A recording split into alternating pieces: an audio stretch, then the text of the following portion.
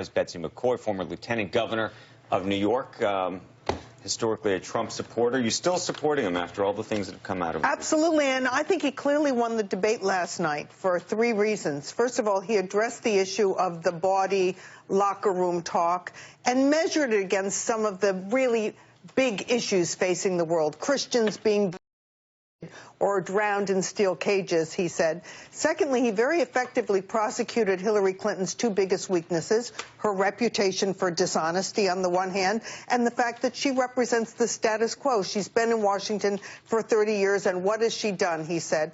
But most importantly of all, he highlighted her disdain for the public, because she's really running not to jumpstart the economy, not to defeat terrorism. She is running on political correctness. She's running to be the speech police. And he made it clear last night, she is going to teach men how to talk respectively to women. She's going to make sure that overweight people aren't fat-shamed. She's going to make sure that white people show more humility in the presence of African Americans. She's going to make illegal immigrants feel right at home.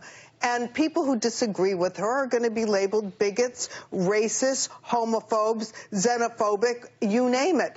And most Americans don't like the idea that that's what this election should be about. But take a look at Hillary Clinton's ads. Not one is on an issue. Not one is on the economy. Not one is on terrorism.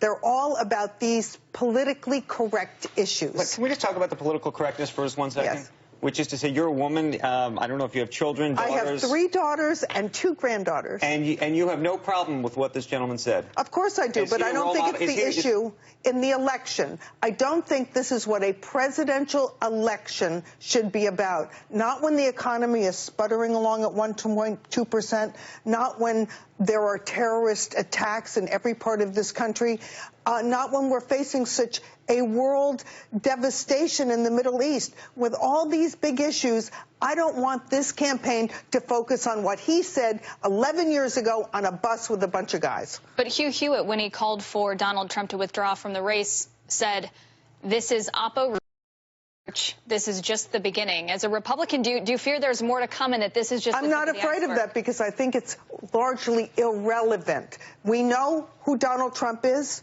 What you see is what you get. Unfortunately, we're only beginning to see more about Hillary Clinton. She's been around for 30 years, but she, as she admits herself, has the public persona and the private persona. And in the WikiLeaks, which came out Friday, it's clear she supports open borders and open trade, even though she's telling voters something very different.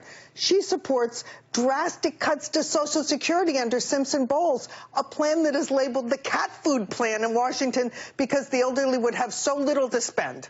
Each candidate, though, is giving each party so much to take aim at. But the real issue for undecided voters is whether these issues are apples to apples, and how you compare an issue over emails to an issue over personality and temperament. Let me put that in perspective for you, because I've worked in many jobs, lieutenant governor, in the private sector for business, and running a not-for-profit. And when I left any of those positions, I didn't erase my records on the job. Honest people don't do that. When she erased 30,000 emails and then says, well, it wasn't me, it was somebody who worked for me, that was one of the highlights last night. The fact is, she can't defend what she did, because all of us go to work every day, and I'm sure not anyone at this table has decided that they've got to erase the records when they leave a job. Let me ask you a separate question. One of the things that he mentioned last night was that he hoped to put her in jail if he were to become the president. Mm-hmm. You comfortable with that? Yes. Americans feel that Hillary Clinton, because of her position, First Lady, Senator, Secretary of State, she's getting a pass for behavior that most Americans could never get away with. When you have a subpoena, you show up with the evidence that's requested. You don't say, well, I'm sorry, somebody who works for me destroyed it. And again and again, we see Hillary Clinton getting away with things that ordinary people don't get away with. And Americans are fed up with the establishment. You feel comfortable with the president who wants to put their political opposition in prison? I'm sorry, that question is like, when did you stop beating your wife? That isn't the question. It's not putting your political opponent in prison. He never suggested putting Bernie Sanders or any of the Republicans on the primary stage in prison. He's talking about a woman who has clearly violated the trust of the American people and, it seems, the law. The first 15 minutes of James Comey, head of the FBI, statement about Hillary Clinton led everyone to believe he was going to call for a prosecution because everything she had done was contrary to the law. And then he does some sort of verbal pretzel deal and decides that he's going to say he's not bringing charges against her. But the evidence clearly supported that. Would you be proud for him to be your president? Yes. Okay. Because I'm going to be proud when America is growing at 3.5% again, when we have a strong military defense, and when we have regained our stature in the world. And that's what Donald Trump will do. Okay.